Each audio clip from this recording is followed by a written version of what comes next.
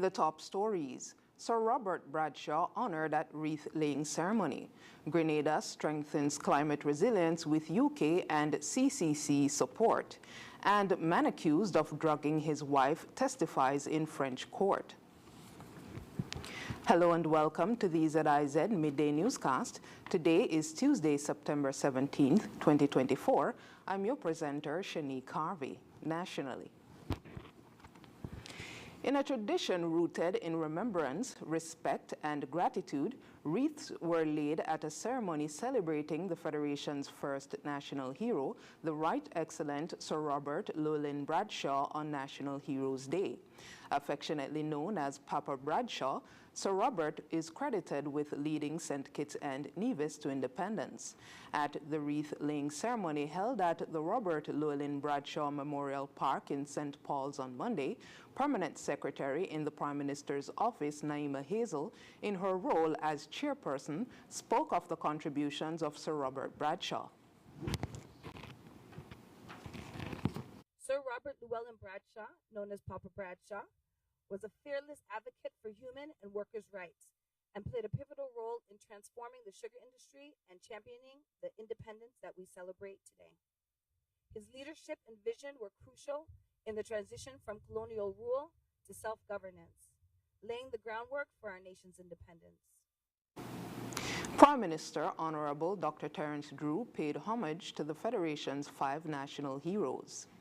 And as we pay homage to Sir Robert Llewellyn Bradshaw, let us also acknowledge the other illustrious figures who stand alongside him in our nation's pantheon of heroes.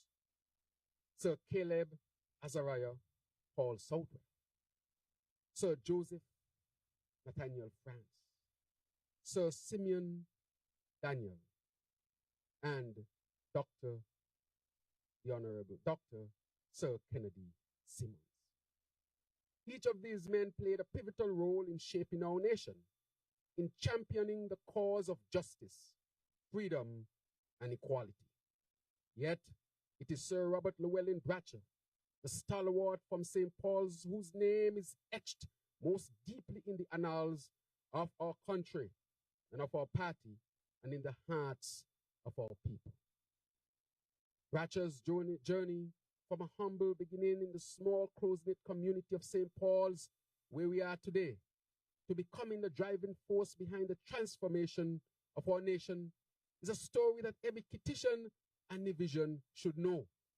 It is a story of resilience, of commitment to the cause of the common man, and of a vision that sought to uplift every citizen, regardless of their station in life.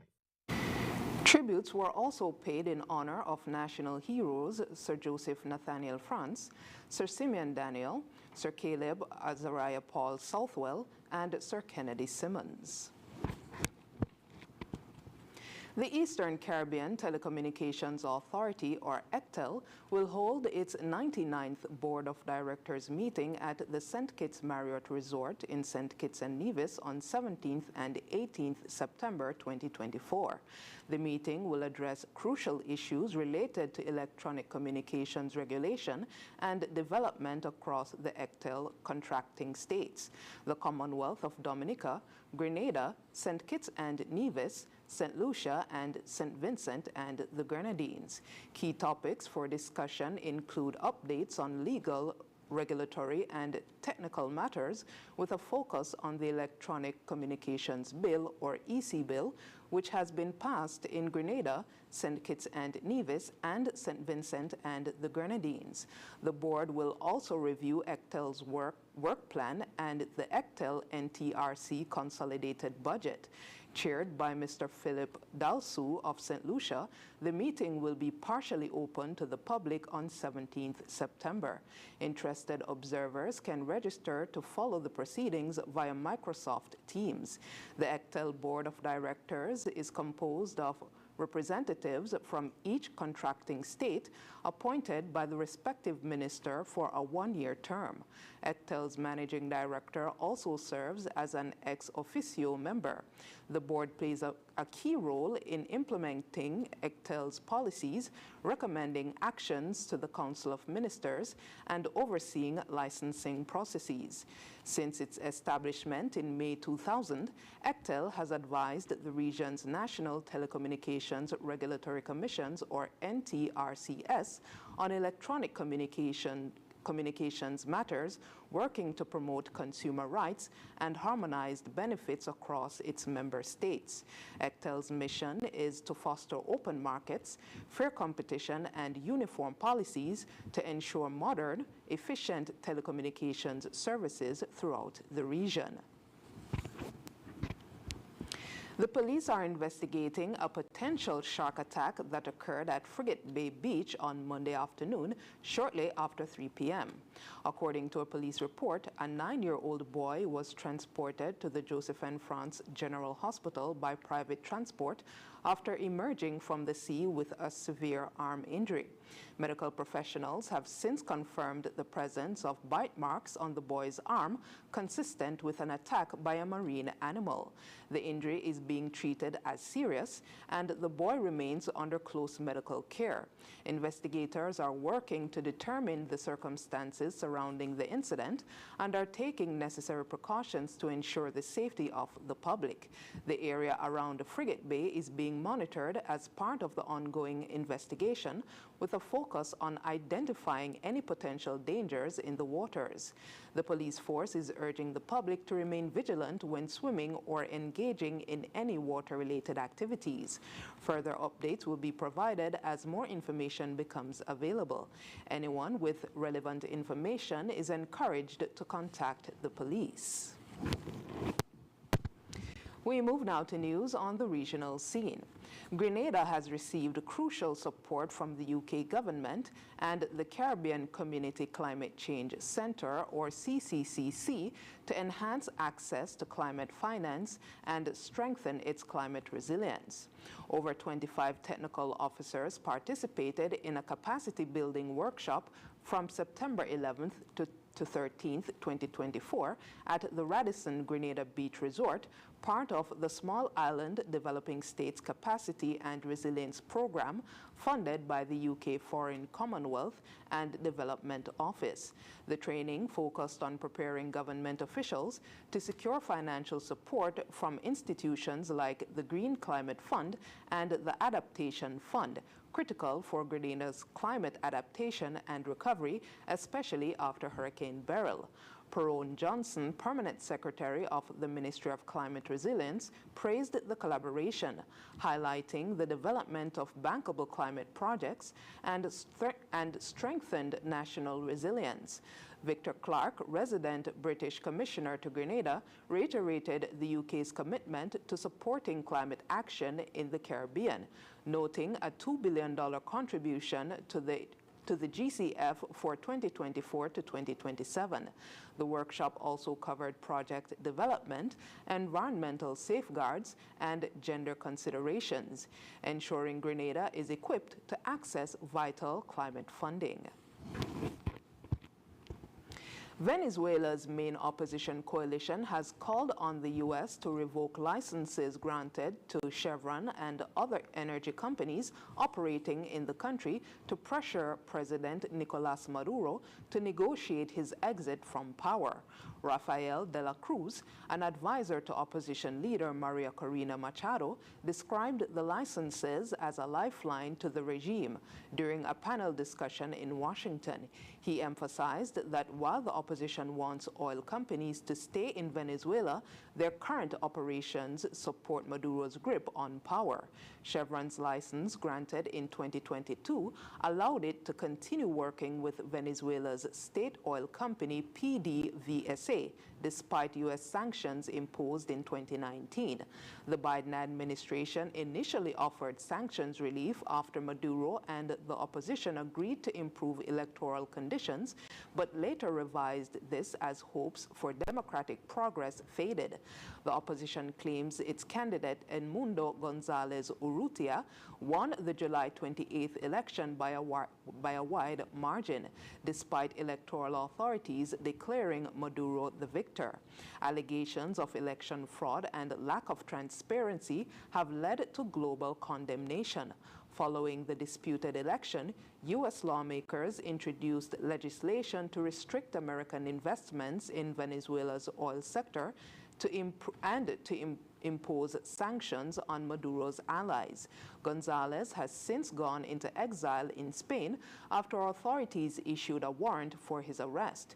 Recently, the U.S. Treasury Department imposed sanctions on 16 Maduro associates, accusing them of obstructing the election and committing human rights abuses. Internationally, a 71-year-old man accused of drugging his wife and orchestrating her rape by dozens of men over nearly a decade is testifying in a highly publicized trial in southern France. Dominique Pellicot faces up to 20 years in prison if convicted after previously admitting to the charges during the investigation. Pellicot's testimony is key not only for his case but for the 50 other men on trial alongside him, who are accused of raping his former wife, Giselle Pellicot. The trial has garnered national attention, especially as Giselle, now a symbol in the fight against sexual violence, waived her anonymity and chose to let the proceedings be public. Pellicot was arrested in 2020 after a supermarket security guard caught him filming under women's skirts. A police search revealed thousands of photos and videos showing men sexually assaulting Giselle while she appeared unconscious. These recordings helped identify many of the 72 suspects involved.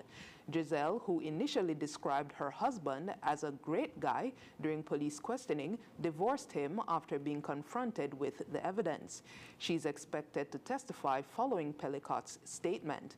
The other men on trial, ranging in age from 26 to 74, have largely denied the charges, claiming they were misled by Pellicot or believed Giselle was a willing participant. The case has sent shockwaves across France, raising deep concerns about sexual violence and consent. In other international news, heavy rainfall has caused deadly flooding across Central Europe, with 16 fatalities reported so far. The flooding has affected Austria, Poland, the Czech Republic, and Romania, with the death toll including 7 in Romania, 5 in Poland, 3 in the Czech Republic, and 1 in Austria. Poland declared a disaster in flooded areas and allocated $260 million in aid. In Poland, dams have burst and debris has piled up in affected regions. Hospitals were evacuated and food and water are being delivered. In the Czech Republic, thousands were evacuated with military helicopters assisting in rescue efforts. Flooding is expected to worsen in Hungary, where Budapest braces for its largest flood in a decade. Hungarian Prime Minister Viktor Orban canceled international engagements to manage the crisis. And now for the weather. Present weather is fair skies. Winds are a moderate breeze of 13 miles per hour from the northeast. The temperature is 30 degrees Celsius or 86 degrees Fahrenheit. Seas are 0.9 to 1.5 meters or 3 to 5 feet. Stable weather conditions are likely as a dry and hazy atmosphere restricts shower activity across the island. The weather forecast for today will be mostly sunny skies. Tonight is expected to be mostly fair skies. Sunset today will be at 6:11 p.m. and sunrise tomorrow will be at 5:59 a.m. And that brings us to the end of the ZIZ Midday Newscast. Join us this evening for these stories and more in detail. Thank you for tuning in. I'm your presenter, Shanique Harvey.